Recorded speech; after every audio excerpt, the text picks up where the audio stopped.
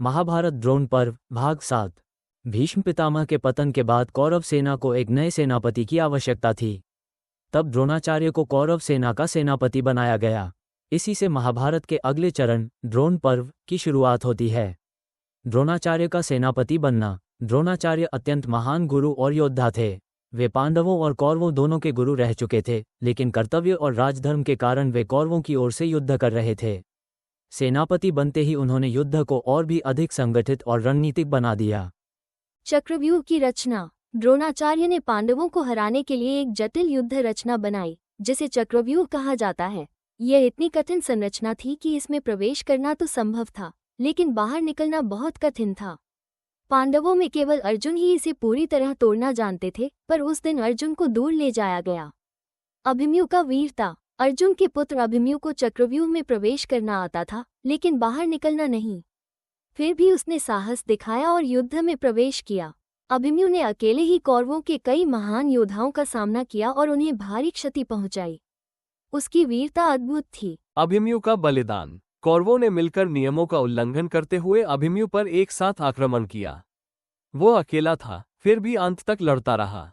अंततः वह वीरगति को प्राप्त हुआ। अभिमन्यु का बलिदान महाभारत के सबसे भावुक और महत्वपूर्ण क्षणों में से एक है। अर्जुन का क्रोध और प्रतिज्ञा। जब अर्जुन को अभिमन्यु की मृत्यु का समाचार मिला, तो वे अत्यंत क्रोधित हुए। उन्होंने प्रतिज्ञा ली कि वे अगले दिन सूर्यास्त से पहले जयद्रथ का वध करेंगे, क्योंकि उसने अभिमन्यु को चक्रव्यूह में फंसाने में मुख्य भूमिका निभाई थी। जयद्रथ वध। अगले दिन अर्जुन ने भयंकर युद्ध किया।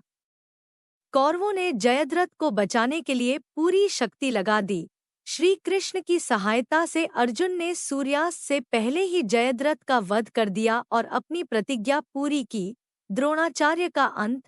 द्रोणाचार्य को हराना बहुत कठिन था। तब श्री कृष्ण ने एक योजना बनाई। भीम ने अश्वत्थामा नाम के हाथी को मार दिया और यह समाचार फैलाया गया कि अश्वत्थामा मारा गया। द्रोणाचार्य ने युधिष्ठिर से सत्य जानना चाहा। युधिष्ठिर ने कहा, अश्वत्थामा मारा गया। धीरे से जोड़ा, नर या हाथी, पता नहीं। यह सुनकर द्रोणाचार्य शोक में डूब गए और उन्होंने अपने अस्त्र त्याग दिए। तभी धृष्टद्युम्न ने उनका वध कर दिया।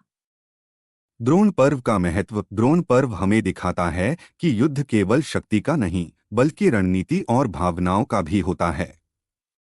यह पर्व वीरता, बलिदान और कठिन निर्णयों की कहानी है, जहां धर्म और अधर्म के बीच संघर्ष और भी गहरा हो जाता है।